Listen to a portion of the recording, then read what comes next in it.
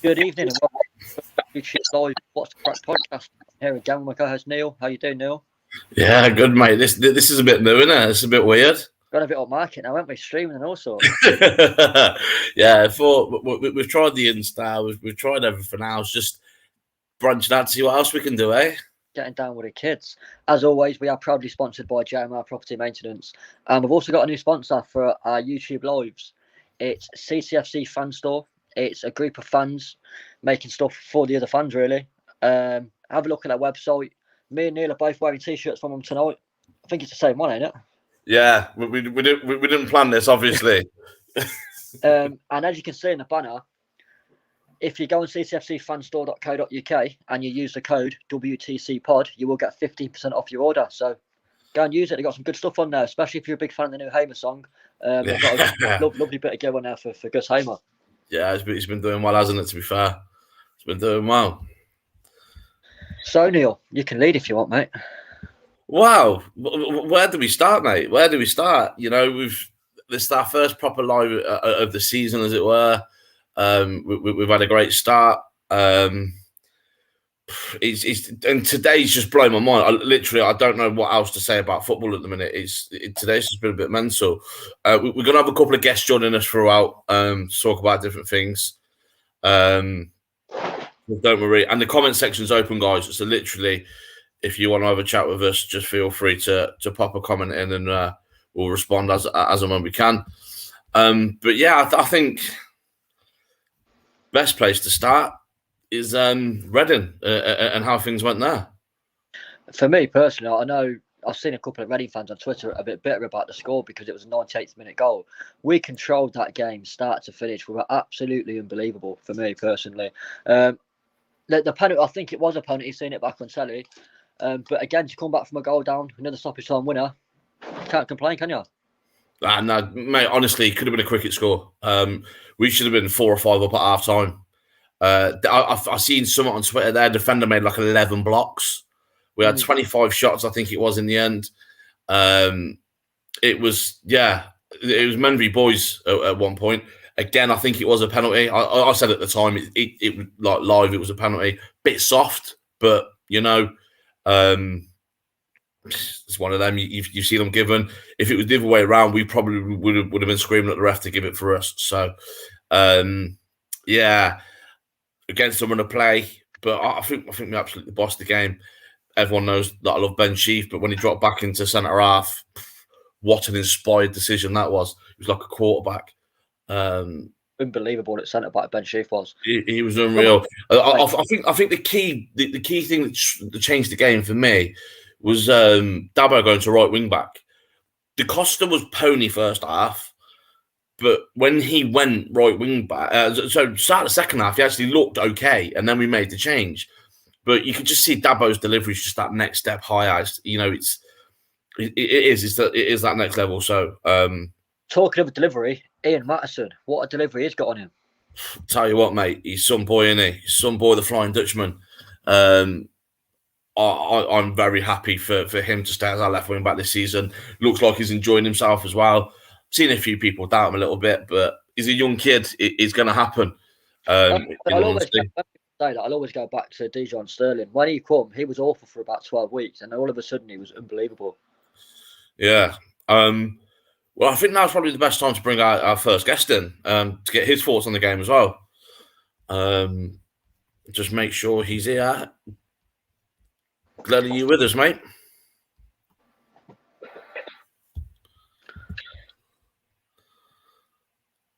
Glad you're with us, mate. Any danger, Glenn? Of course, we've got our technical difficulties first time. Just while we're waiting for Glenn to figure out if he knows what's doing or not. We've just had a first question from Jamie Riley. Thoughts on Todd Kane? I ain't really got any. Helpful, Dave. Cheers, mate. I'm not gonna lie. I ain't got any. So. Personally, I think it's not a bad signing. He's been around the division. He knows what he's doing. People are saying it's a bit of a bad egg, but same as Bright, I can't see Robbins bringing someone in if he doesn't think he can control them. He's got that Chelsea connection again, hasn't he? So Yeah, fingers crossed. He delivers if he comes in. What's your thoughts, Jamie? Mate, let us know in the comments, pal. Just to touch on Bright as well. We'll touch on him properly later. Obviously, come out today that he is injured, as we knew anyway. So hopefully that can put a few of these nonsense rumours to bed. Yeah, there was a few going around, wasn't there? But I think the club had to come out and kind of say something. A lot of people were saying about whether it should be kept private or whatnot. Yeah, we don't need to know the ins and outs. Just kind of address the rumours a little bit and just say, look, he's not available for selection. When he is, you'll know, sort of thing. So, yeah, that should be the one there. What's Glenn playing at here? Have you not paid your Wi-Fi bill, Glenn? No, I'm here. Here he is. Oh, here he is.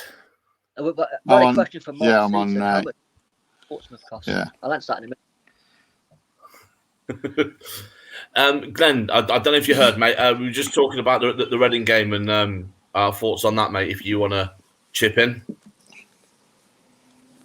I thought it was a really good result. I actually felt a bit sorry for Reading the way we won it because they actually, like you said, they defended quite well.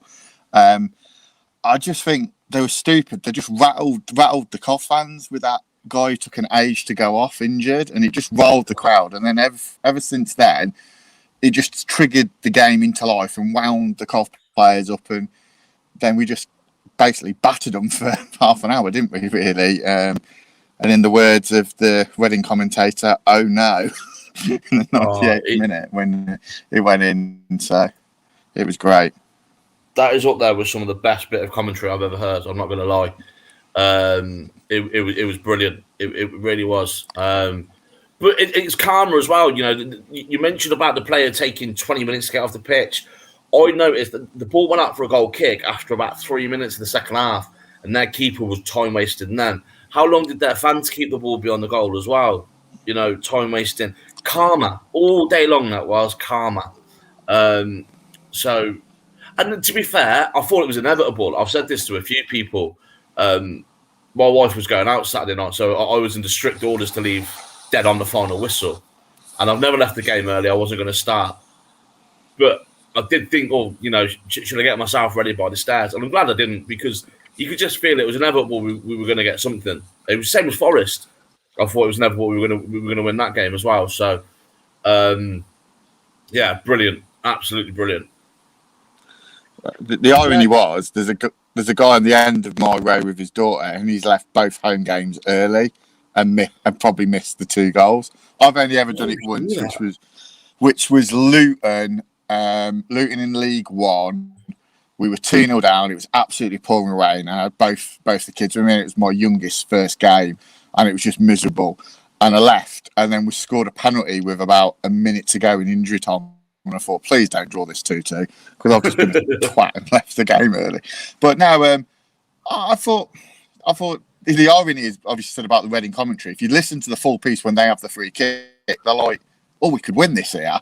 And then within the space of 45 seconds, it's like it's a travesty. They've played too long. It's a joke. We've been robbed. It was down at Wobby. But I said to Dad, Godden hasn't had a chance yet, and he normally does get one. And it was back to St Andrews days where we just found a way to get a result. The amount of times at St Andrews we scored 85 into injury time minutes was remarkable, and that's a good sign. And I think the belief in the team is back there, and like you said, Dabo right wing back was superb. Matson was. I think you struggled to find anyone in that team who had a bad game. I don't even think Waghorn was that bad.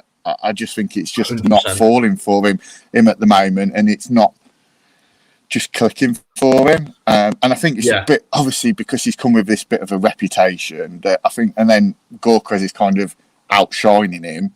He's under a bit of added pressure, and look at Minotti, how long it took Minotti to click for us, and we got the rewards from him. Huula took a while to click. There's plenty of strikers we've had who took a bit of time to settle in, and we've reaped the rewards later on. I think it's a great point you've made there, Glenn, about McNulty. Like you said, I remember going Chesterfield away in League Two. We drew 0-0, sorry. and McNulty was getting dogs abused. A week later, one goes in off his arsehole at Stevenage, and he goes on to score 28 goals. It's all you need, one goal, and I think for me, if Wycorn takes the penalty at Barnsley and scores, it's a different player already. 100%, mate. 100%. I know, mate. We could sit here for hours talking about the Barnsley debacle and that penalty, but we've moved on from there. Just see the comment we've just had come in from Mike talking about the time wasted as well. They can have no complaints. It was disgusting how they were just so blatant with it as well. So I'm glad I'm not the only one that's seen it, because I don't know how. To be fair, we should have had the game well out of sight before then, but they didn't help themselves, did they? Another point, Mike made a comment there saying how much is attached to Portsmouth. That's kind of brings me on to my next question for you, Glenn. Jordan Shipley. It's an interesting one because I remember watching him play the first game he played. I think he came on sub against Walsall the season we went down, and he played against Blackburn in the League Cup. I think the start of that season, I watched him and he was awful. The game totally bypassed him. And then he just kind of found something that season and kicked on, and he turned in some really, really good performances for us. Then we obviously stepped up to League One, and then he did a few good games and then kind of drifted out the team. And then he started his promotion winning season. He became an integral part and did well. And then he tailed off last season. He had good games, which I think is a frustration. I think it's the lack of consistency. I think when he's good, he's got potential to be really good at this level, but we can't carry someone for maybe another 12 to 18 months to get better and develop on it. Whereas I think if he was at maybe a bigger club, they could carry him in a similar way, probably like Preston have done with Bayliss. They've carried him for a bit. He's probably not developed as they want, and now they've made the decision to loan him out for a year, and hopefully in a year of League One football under his belt, he'll come back a better player. Whereas Shipley, there's a player there, but I think the chance he missed against Northampton, that just sums him up in a nutshell. He's got a great chance, and then he's just, is he sloppy? Is he tried to be too clever? He just should have buried it, and then we've just it affects him, and then his head goes down. But there's a player there, but it's the level of consistency. There's too big a drop. He's not going to be. He's either a 7.5, 8 out of 10 player, or he's a 5.5 player, and you can't have that massive drop in it. Portsmouth is a good move for him, but I don't want him just to go to Portsmouth on a loan where we don't get anything from it. I think he's got to go, and we're going to get some money back on it. Otherwise, what's the point of him going to Portsmouth just to get him off the wage? But he can't be on that much money. We haven't got Eccles, we haven't got Burrows at the moment, we haven't got Kelly, we haven't got Bright. Is it really? I'd rather sell him and get the money. I don't see the point of just loaning him out and then he's out of contract in the summer and he goes on a free. He's got to go that we get like Sheath, where we get something from Portsmouth for him, whether it be a loan fee or some value to it. Otherwise, I'll probably keep him around and look at shifting him in January for a fee. Probably. Well, is it worth giving him a new contract so we can get that sort of fee for him? Like you say, give him a 2-year deal, send him out on loan to Pompey with that obligation to buy if he does well. Personally, I think it's a great move for him. This stage of his career, he said he's got international aspirations and etc. He's not going to get in the Coventry City side at the moment, so I think taking that step down to League One and getting regular game time could be fantastic for him. I really do. If international aspirations, he ain't getting picked for Ireland playing League One. Say that for nothing. No, you follow Ireland a lot more than I do, David, so I couldn't possibly say. Mike's commented again, chance for him to get some games and either come back a better player or drop a division permanently and find his career. No, for me, he can't come back a better player because he's going to League One. We know he's good in League One. He was good here in League One. He ain't going to come back and be a Championship player. For me, get rid of him, whether it's on a free or whatever. He ain't good enough. Simple as that. Personally, I think his time may have come at the club. You look in that position. You dropped some names there, Glenn. With Eccles, Burrows, Kelly's not fit. Kelly's ahead of him. You look at the centre midfield at the minute. Hamer, Sheaf. They're the first two names on the team sheet for me at the minute, and then you've got Allen, Kelly when he's fit. I do think Shipley's sixth choice possibly if everyone's fit and available. So I think for him more than anything, that there's been a lot of talk about the memories he gave us at Wembley and stuff. Let's not tarnish your reputation. Let's not let's not drag it out. Thanks for everything, Jordan, but the club's outgrown him. We've had a comment. It's a really good comment from David Hale. It's not to do with Shipley, but it's quite a good thing to say. Is it a possibility of Waghorn and Gyökeres being too similar? I think both are workhorses, so probably need a finisher alongside. I do think Waghorn will come good. I agree with that big time. Well, this is something I was gonna touch on when we come to the QPR preview. So I will come back to this, David. There's another comment from David again, which is a bit more Shipley related. Would we get a big fee for Shipley? Would a team spend that much on him? I don't think they would. But if he goes and has a season playing 38 games for Portsmouth, gets to win the playoffs, surely he's worth $250,000 for £100,000, which is better than nothing. For me personally, no, he's worth £500,000. He's won League One. It's a youngish lad. I don't see why he's not worth £500,000 personally. Well, we brought Sheaf for $750,000. Yeah, we did. So that's how I'm kind of coming up with my valuation. Is if we're saying that Sheaf's market value is $750,000, I can't see Shipley fetching more than $300,000. What do you reckon, Glenn? I don't think Portsmouth have got the money. I don't think Portsmouth would spend any money on him. I think that's why they're going down the avenue of a loan. I think they're just trying to get people in who bodies with a bit of experience. And I think a full season in League One, because like I say, the season that he did well in League One, it was COVID curtailed, and he did kind of fade out of the picture.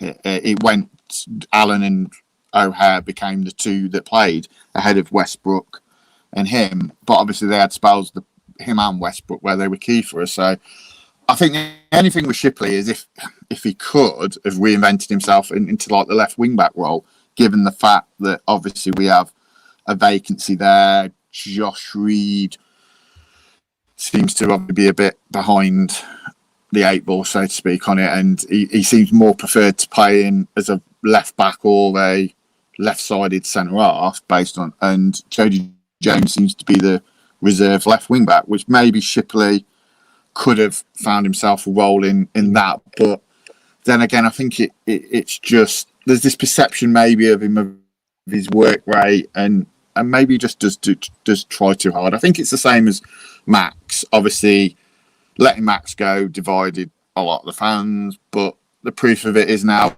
Gyökeres looks a more than adequate replacement. If Gyökeres had played awful in the first 4 games of the season, people would be screaming for Max back. So it's long term. It's what we do in the short term, and then obviously the long term on it. But I think I'll be sad to see him go because you know what, he's a Cov lad. He's done some great memories. You can never say that it's been a lack of effort of him. Maybe occasions it's just a lack of quality or almost trying too hard. But I wouldn't want to just see him go out on loan and just go to waste. I'd like just him to get a move where he's going to play regularly. I wish anyone who leaves us to go well. The same way McNulty. I feel sorry for McNulty. He's never had a proper crack at in the Championship because I think he kind of earned it and he made the wrong move, same as Bayliss did. They did really well for us. I don't want to see them rotting in people's reserves or playing up in Scotland when they could be doing better than that on it. So I think if he goes, he goes. But I think you could keep him around and he's got something about him. It showed on Tuesday. The ball dropped in the box to him and he made a good finish, but he doesn't do that consistently enough for us, unfortunately. Yeah, I agree. I think just the last point on this, we touched on it previously.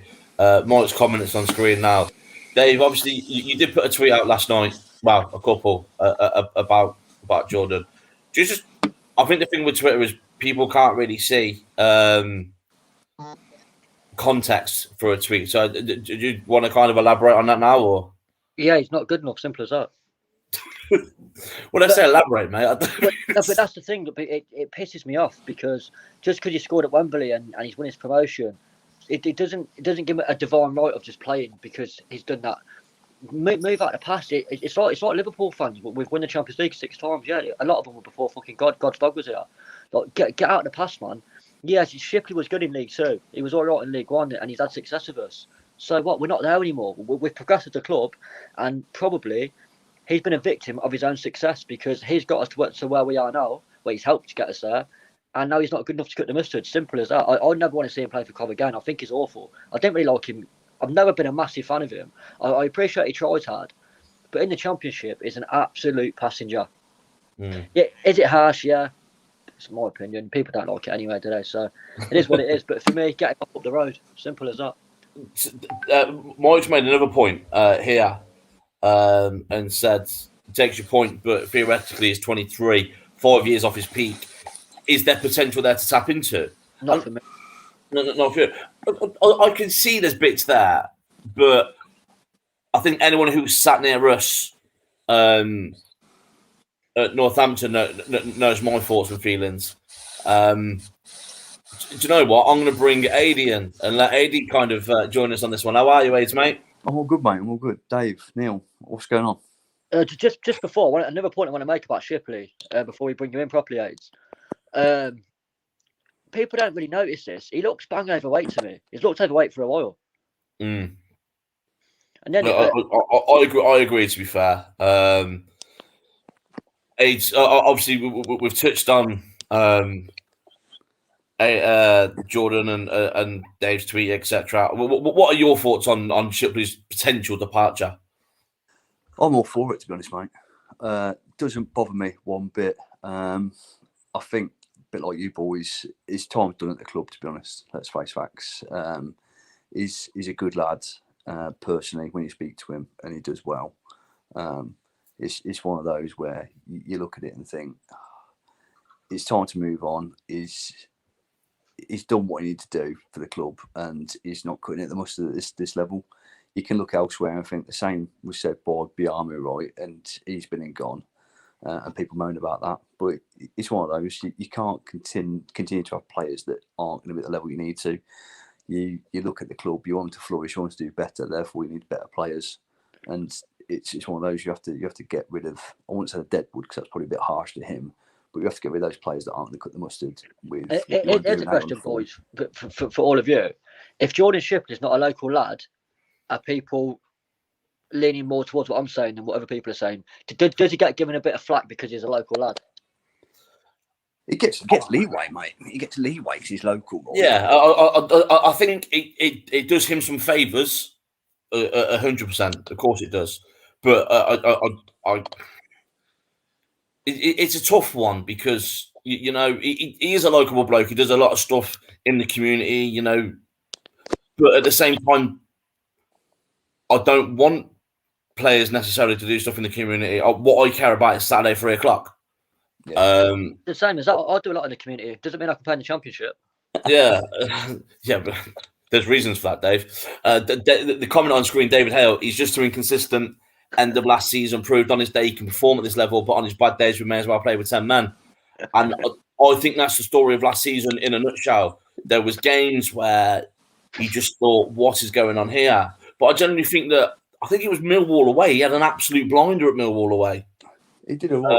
The other thing to consider is, though, lads, is you were both. I went out to the Carabao Cup game, and he played in that, and he played, shall we say, lacklustre team, and it's completely different kettle of fish playing Championship. But he didn't perform there either, did he? The one thing I will say is we played Northampton, who, correct me if I'm wrong, League 2. Yeah, they got relegated last season. They got relegated from League 1 to League 2. He didn't look like he'd fit into their team that day. And that's the worry, though, right? You can't carry players if they're going to be of the calibre to not even make an impact against a League Two team. And I think that was his chance there, right? His audition, again, it sounds like a bit of a shit one saying audition. It was his chance there to build upon doing anything for City, and Robins to have a look at him and probably put himself in the shop window a little bit, not just for the first team, but for other clubs as well that might be sniffing around. And he didn't do a lot. He had that one chance and he blazed it. And that was one of those where you think any other striker or anybody else that was on that pitch from our first team. So you can look at Waggy, you can look at Godden, you can look at Walker, you know, you can look at Gyökeres as well. Those lads that have in that position, they've scored. Even Alan, right? Alan took his goal of the week, fantastic. So when he took his chance, I'd have probably put money on them. And Shipley could pop up with the odd goal, but when he missed that, you think, oh, that's just a shocker, isn't it? And his performance there obviously weren't that great, and I think he's probably busted his load by doing that, where Robbins just thought, you haven't performed there for me, lads, so what would have you around the first team now? You make a point there about that game and Jamie Allen and the whole shop window thing. We said, I was sat next to Dave that day, and we said, oh, this is Allen putting himself in the shop window. I don't think he did. If anything, he put himself back in Mark Robbins' plans, which he proved on Saturday. I thought he was one of the only players that came out of that game with any credit, and I think he was phenomenal when he came on. He did well at Barnsley when he came on. Won the penalty. Blackpool away, I thought he had. He started. I thought he had a phenomenal game. Blackpool away, and he was unlucky not to start against Reading. I think with Jamie Allen, for me, I'm pleasantly surprised because last season it was my biggest disappointment. I thought it was really. I agree. I agree. I thought it was awful last year, but he seems a player again now. And I said in January, not January, sorry, in August, in the summer. And personally, I thought he was one of the first out the door, and I'm glad he's not now because he looks a player, doesn't he? He really does. He really does. He's changed things up. Just a couple of points before we move on. Simon has got put here, Shipley not in his last year of his contract, meaning any transfer fee would be minimal. Yeah, I believe that is the case. Correct me if I'm wrong, guys. Oh, I didn't know that. So, yeah, good point, that is, Simon. No, that's right. There's that. And then Lenny Lehman's just dropped in. Shippers needs dedicating coaching to have him become consistent enough to push for a first-team regular. Unfortunately, we don't have a big enough quality coaching staff. I disagree with that, though, Roy. I disagree because I think the coaching staff's better than it ever has been.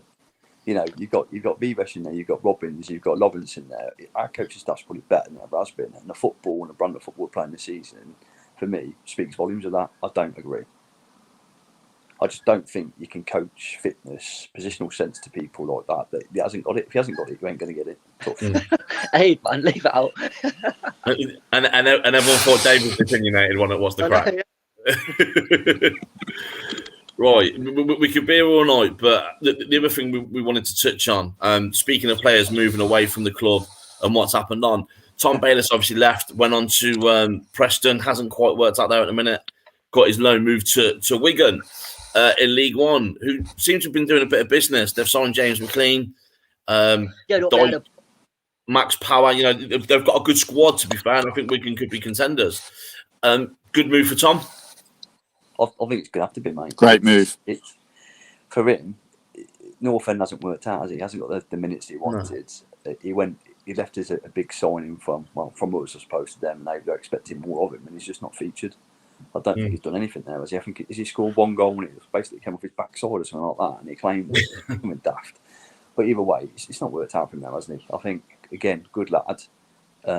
He needs to move on for better his career, get his career back on track because it's not right there right now. But the thing is with this again, you go back to it and you look at Bayliss. People were banded his name about saying, "Would you have him back at City?" No, because he's no better than what we've got. And in fact, his career stalled and probably made him worse. He's not the one at all. I wouldn't have him back personally. I thought he was about average in League One, to be honest, when he was here. So I wouldn't have him back in the Championship. I hope the move works out for him. But would I have him back here? No. I'm not really bothered if it works out for him. I couldn't really care less. I care about Coventry, that's it, to be honest. No, I get that. What's your thoughts, Glenn? Do well because he's a young lad. That's about it. I wish him well. I think that there was talent there. There was moments in the League One season where he showed a bit of spark. I think there was the goal he scored over Christmas against Charlton, and where he did a lovely give away and you just drift by people. But I think he did kind of just maybe just believe the hype a bit.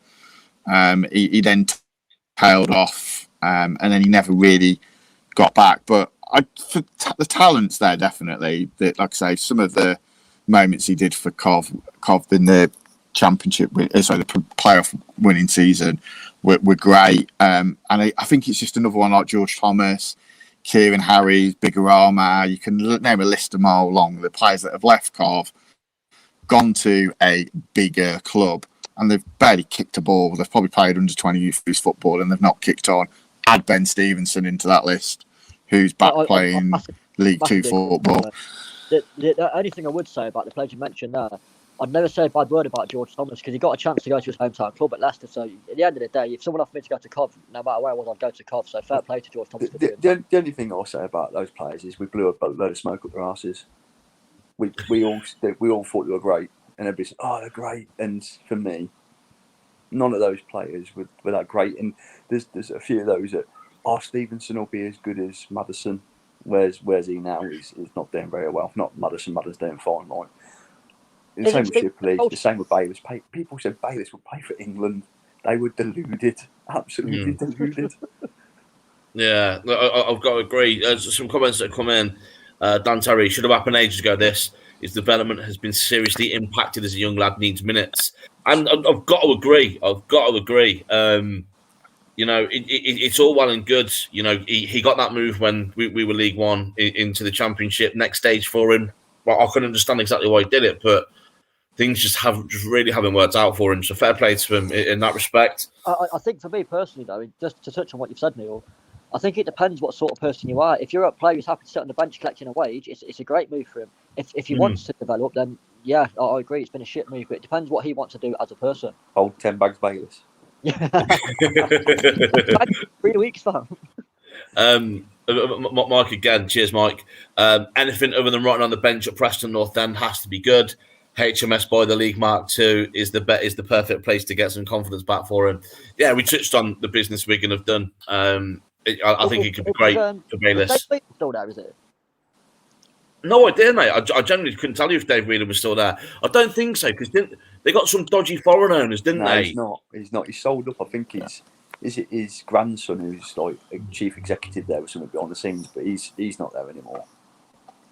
Yeah, and Jamie they've got like a new foreign owner who's. Go on, Glenn. They've got a new foreign owner who's took over from in the summer. Who's quite, I can't remember, I think he's Asian or Saudi or something like that. He's really like, I'd compare him probably to what the Leicester chairman's done. He's very big in the community, doing stuff, etc. So that he's kind of bankrolled him a bit with the money. So I think they'll do quite well this season, I suspect. I think it's a good point as well, because especially in Wigan, which is historically a rugby city or town, I think they need all the stuff they can do to get fans in the ground. Because even in the Premiership, the DW or the JJB, whatever it's called now, was empty all the time. Do you know what? I think they had Bolton midweek, didn't they, in the cup? And I think they were outnumbered by Bolton fans. Yeah, Bolton took 5,000, didn't they? In their own, I just think when I see stuff like that, I just think it's the last time I remember anything happening like that was either us going to MK Dons when we had probably more than they did, but franchise FC, who cares? And I think Sunderland took 7,000 to Blackpool when Blackpool fans were boycotting. We did it in League Two once. We had more than Accrington in our first season. Yeah. Dave, that's a nice T-shirt, mate. Where'd you get that from? tcfcfanstore.co.uk and use the code WTCPod for 15% off. So, mate, seamless that. Sorry, where were we? Jamie makes a point here. Bayliss is one of a long list who's had bad advice from his agent and it's completely fucked his career, which he now has to rebuild, but he's young enough to do it. I look at Bayliss and I thought this at the time. It's Biggie Mark too. I remember when Biggie going to Newcastle, I thought he's not good enough for Newcastle. And obviously that, we all seen how that turned out. He's playing in Ireland now or Northern Ireland. Yeah. All right, Dave, didn't expect to see it on the screen then. How would that mean? So yeah, I think that's a very valid point that Jamie's put there, that he's been really, really badly advised. Dylan. Is it bad advice though, or is it a choice as well? You know, players always got a choice to say no if they don't want to do something. I know they get a voice, but I think there's a load of hard and bad press for agents at times, and they deserve to get it at times, right?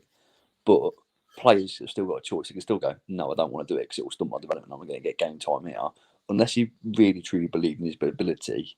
But again, I think there's two things to that. One, he probably did. Two, he's a bit cocksure.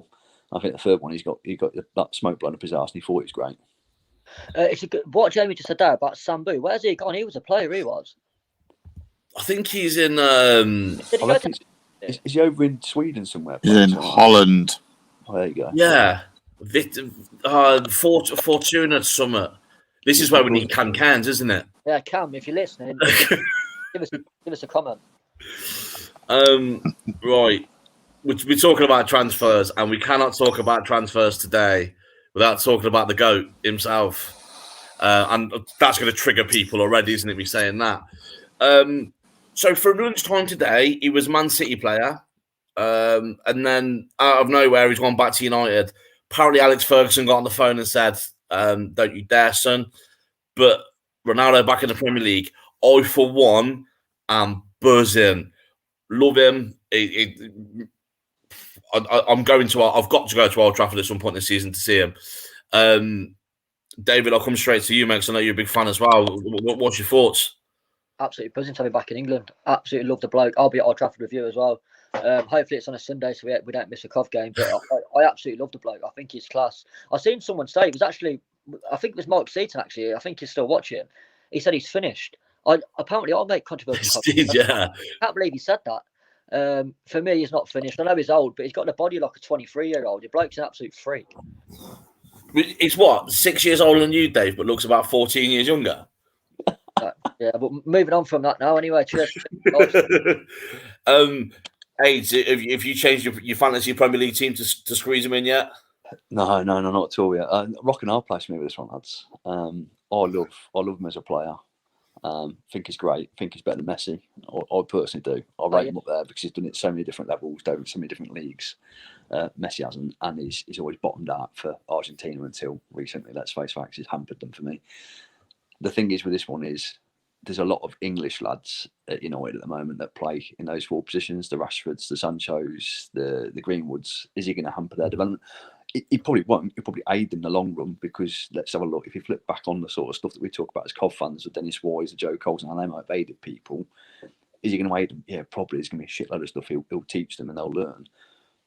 But that's long term. Short term, is he going to start pinching positions that they will play in, and it's going to cause us issues as England fans? Not you, Dave, clearly, but I'm speaking to Neil directly on this one, I suppose, and going, is it going to impact them because of that? It's a rock and hard place. Good for them, I suppose. Good for their fan base. They'll be splitting again. But again, how much are they paying him? A fortune, no doubt.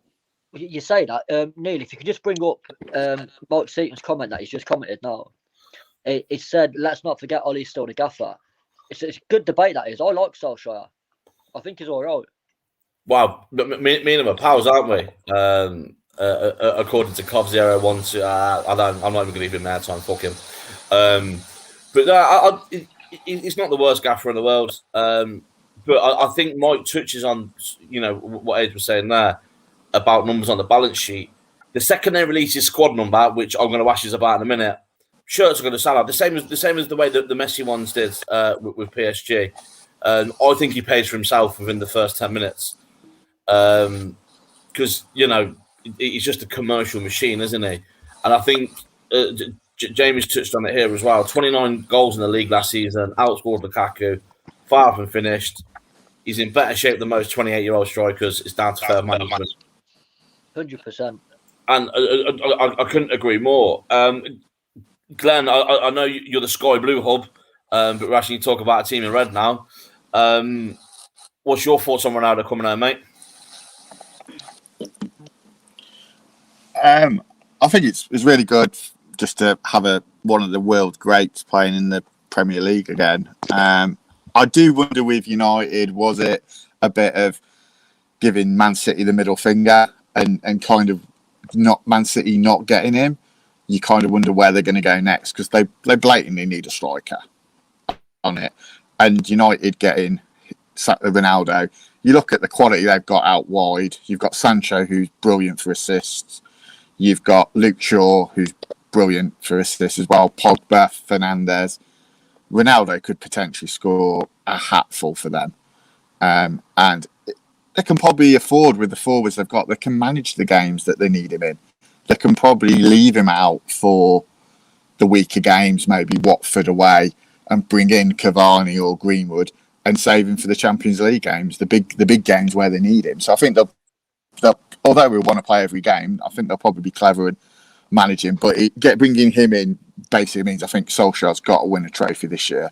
I don't think that if they don't win anything and they choke like they have done in the semi-finals and finals, I don't think that he's gonna get the luxury of one more season, which I think is a shame because I think he has done a good job for him. But I do get the impression he's a bit of the bridesmaid manager, so to speak. Unfortunately, it's a good point you've made, and Lee Pavis just said something in the chat. If you want to bring it up, does the signing now take United to title contenders? For me, no one's touching City or Chelsea. For me, no one's getting near them.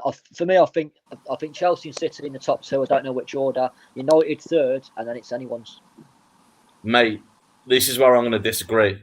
I think United are one player off having a phenomenal side.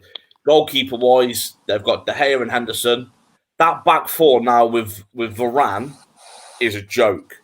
Luke Shaw, Harry Maguire after the summer that they've just had, Varane and Wan-Bissaka.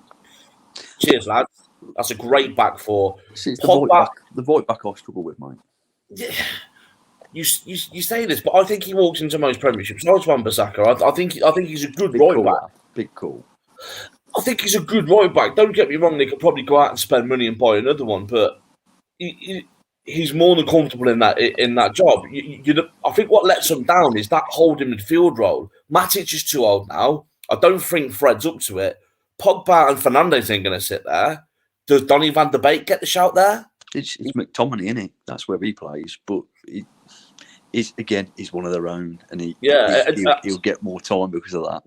Exactly that. So I think I'm not too sure about that. And then you talk about the embarrassment of riches they've got up front with Rashford, Sancho, Martial, Cavani, just Greenwood, and Ronaldo coming in. I genuinely think they could be title contenders. I think if they glue it all together, mate, and they start the season well, and I think that's the big thing for them. And it always has been United's way.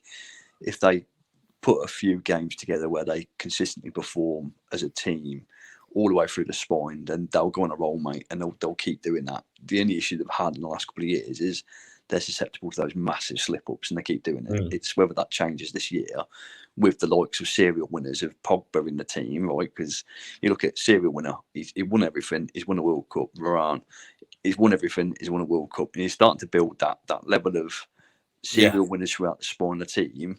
Do the same with Ronaldo in the spawn of the team. You build that spawn of the team, you thread out, and everybody knows the same. And it's the same with City, right? You get that spine right, and all of a sudden you have a team. And the one thing that's probably missing at the moment, it's their goalkeeping issue, right? Again, you're looking at that and going, who are they going to play in goal consistently? Because I don't think they know themselves. Yeah, I think that's one thing. There's a couple of comments that have come in. Jamie Dawson, Mike Seaton have both said about the CDM area, which I touched on. David Hale's made the comment here. I think it's crunch time for Ole as a manager. No excuses, not being in the title race or not winning a trophy. This United squad is good enough. But when we say this about not winning a trophy, if he wins a League Cup, is that successful? Silverware, mate, which Man United just scream out for. It's guaranteed European competition next year. Personally, if you're making the signings of Sancho, Ronaldo and Varane, and you're not in the last four of the Champions League, you're kind of asking to get the sack. But a club the size of United anyway, don't get me wrong, City are always going to be up there. Paris Saint-Germain's a joke with what they've done. Chelsea, everyone's sleeping on Chelsea, I think. They've only improved from last year. I think it'll be good this season. I think Chelsea, right? I think the teams that you're saying, mate, the Chelsea, Uniteds, Man City, they're my bankers. Again, you're going to throw Liverpool back in there because something's going to happen. Van Dijk's back. Yeah, Van Dijk's back. I'm not going to say he's going to carry the team again, but there's going to be something there. Those four are going to be around it. And then you look at what you're saying. Yeah, I think minimum for Ollie this year, he's got an FA Cup final, FA Cup win to keep his job for me. Yeah, 100%. 100%. Right, so we've discussed all that, and now we get onto the bit that we all like. Get back to Cov. QPR away this Saturday. I'm picking Dave up at 9 o'clock in the morning to get down to Loftus Road. I cannot wait. How do we think it's going to go? How do you think we're going to line up? The last away game, we went one up top. Do you think he resorts back to that away from home? QPR started phenomenally. I'll come to you first, Glenn. What's your thoughts, mate? I think he goes with exactly the same formation he did at Blackpool. Hopefully he plays Dabo right wing back, because I don't really want to see Da Costa get his arse ripped again by QPR and be a goal down inside 2 minutes. I hope either Rose or Clark Salter's fit and they come into the back four. I think he matches them up, tries to stay in the game, and if we go a goal down, he's got the options of Godden, Waghorn, Jones, etc. to come off the bench and help us, hopefully. Take a point. I'd love us to win and end up top of the league. Come end well, for a few hours anyway on Saturday. That would be quite a nice way to go into the international break. But if we get anything there, it's a bonus. I don't want to use the phrase free hit, but I think it is. It's a game where whatever we get from them, it's a bonus. I think they're very good. They're probably the form side in the Championship for the last 9 months or so, whereas we're the form side since about early April, aren't we? So it'll be an interesting clash. But yeah, I think it'll be a good game of football. I think there'll be goals. I probably think 2-1 Carve, but it could easily be a 2-2 or a 3-2 job. I think either way. I had a few comments coming while you're talking there. So let me think 3-1 to QPR. Can't see us getting away with missing so many chances again, which I think is a fair point. We're not as clinical in front of goal as we have been. Jamie here saying one up top again as QPR are dangerous going forward. Would love a win, but take a draw to keep the momentum. And Dan Terry says draw is a brilliant result. If we can play well and dominate, may start believe something special is happening. Dave, thoughts on those comments and the game itself? In terms of the game itself, I think for me, the biggest thing, I think they're a great side, QPR, and we can't afford to miss into chance of the game again. You get a chance at QPR, you've got to take it, simple as that. In terms of prediction, someone offered me a point now, I'd happily take it. I don't want to seem negative, because I think we've started really, really well, and it's only positives to take so far from the season. But I'll go 3-1 QPR. Wow. Lee here 2-2, but we're more than capable of winning, which I think we are. I've seen people say we need to watch out for Rob Dickey, Elias Chair, Charlie Austin. They've got some fantastic players, but at the same time, we're riding the crest of a wave at the moment. If the Scribe Army as good as we were at Blackpool, I think that generally helps us as well. The thing that I'm hoping for is not a repeat of last season when the game was over after 15 minutes last year. I can't afford that again.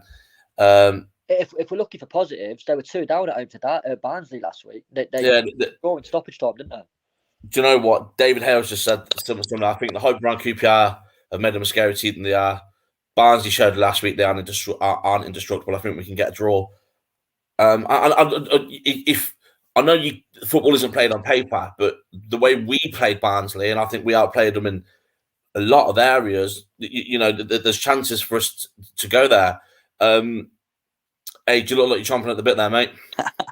I think, there's a couple of things for me. Is there's no free hit in football, right? I know Glenn said it, and people do like to say there's no free hit. You got to go into the mindset of you can either pick up a point, or at the end of the day, you go to win games. You don't go thinking, we can go there and lose. Nobody's got that mentality as footballers. There's no chance, and no chance Robbins instills that into them. They go there to win that game.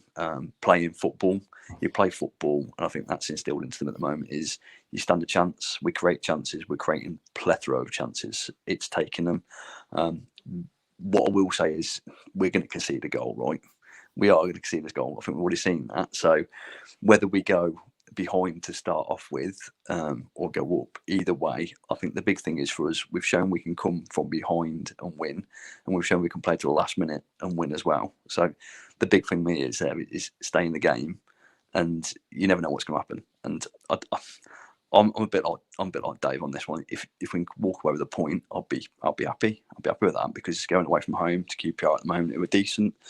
Winning the games, yeah, it's decent. It'd be a decent point. I think the thing is, they're not going to be sitting there looking at us and going, "They're a shit team" either. So it's they'll have heard reports, their team, their fans, they're expecting us to play football. So I don't expect them to be thinking we're going to be a walkover either.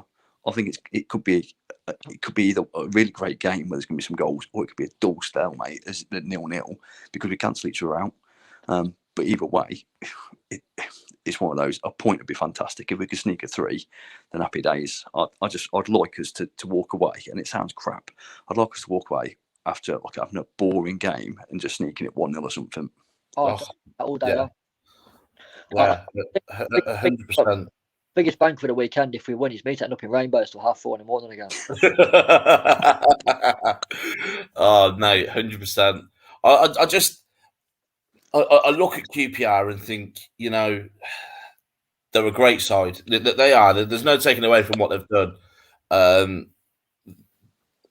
They've started the season really well. Mark Warburton's a great gaffer. The question I've got here, Neil, is for you, I suppose, and the other lads that are saying QPR are a great team. What makes them a great team? Because you look at the players, they've only got a couple that you'd look at and think they're quality. Otherwise, they're not far off the model that we use. Like Dickie's come from lower leagues. A couple of other players come from lower leagues. They've pinched a few people from the likes of Chelsea when they're youth players and stuff.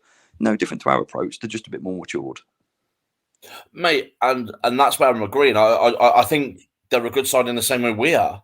I think they're a good team rather than you look at that QPR side that got promoted with Adal Taarabt, who's probably one of the best players that ever played in the Championship. We're not that side, and they're not that side anymore. They've got a good squad. They've got some good players that your 7 out of 10s every week, like your Hamers, your Chiefs, your Victors. That will get your Dabos that will give you that good performance week in, week out. They're consistent, and I think that's what makes them good. They've got a couple of pearls like that chair, the same way that we've got O'Hare. That rhymed. I didn't mean it to.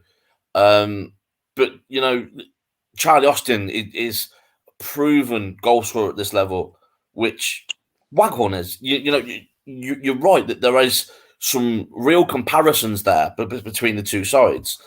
Home advantage will help them because I'm a firm believer in that. But we travel well.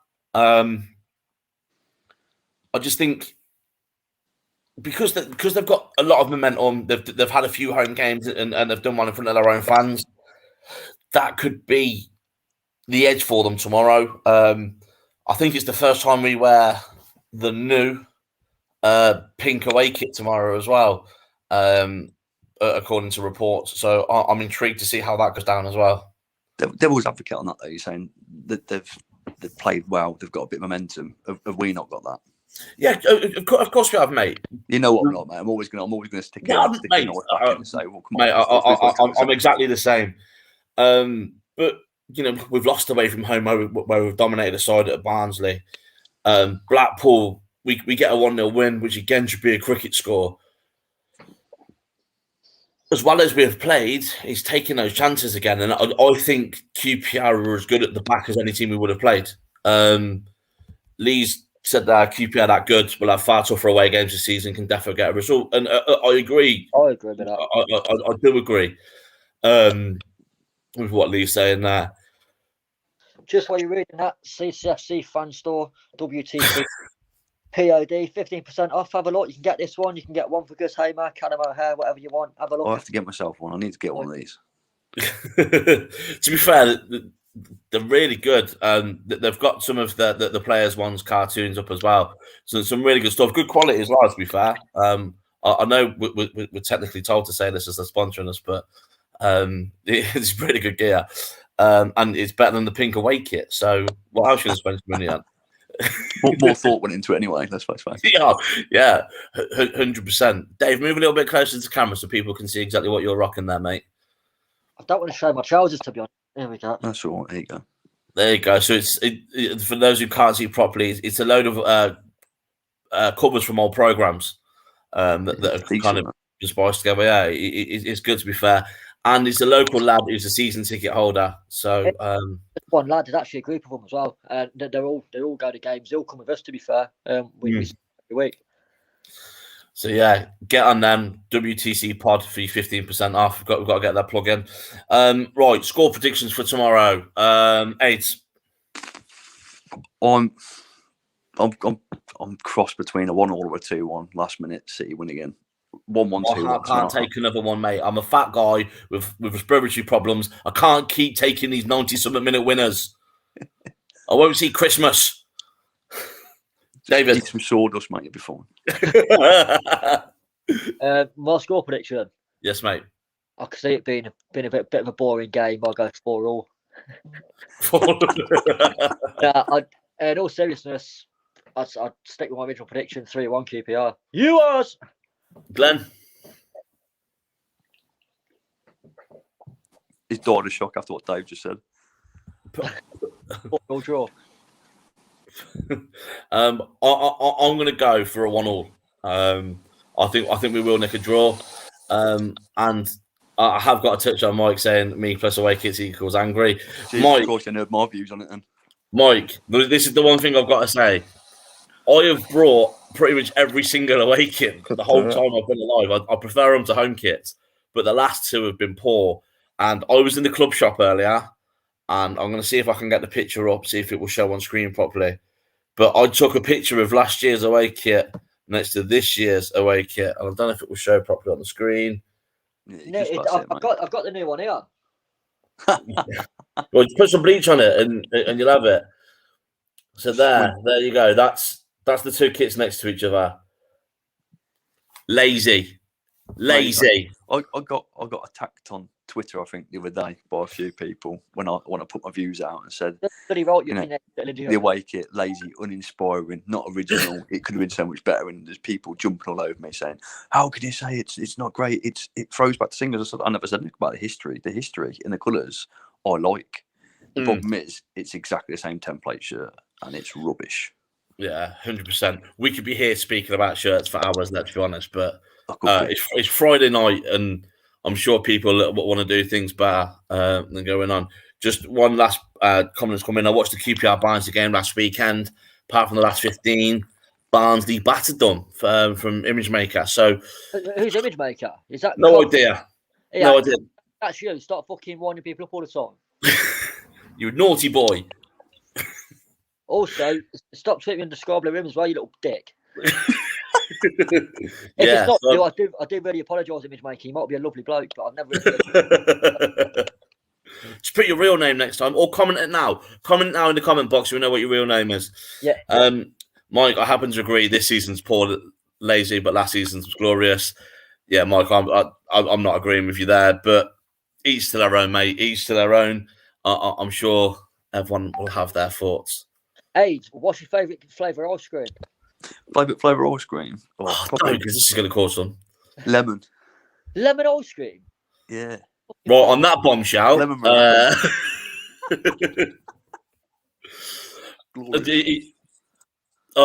in all honesty, I think we've kind of spoke to death. We'll be back one night next week. We don't know when, but we'll kind of. I think we're doing Tuesday, guys, aren't we, for deadline day? On Saturday, deadline day. That's it. Tuesday, we're going to be back for a deadline day special. Expect something in a yellow tie. Yeah, I'll try and find a yellow tie out to match Aid's favourite ice cream colour.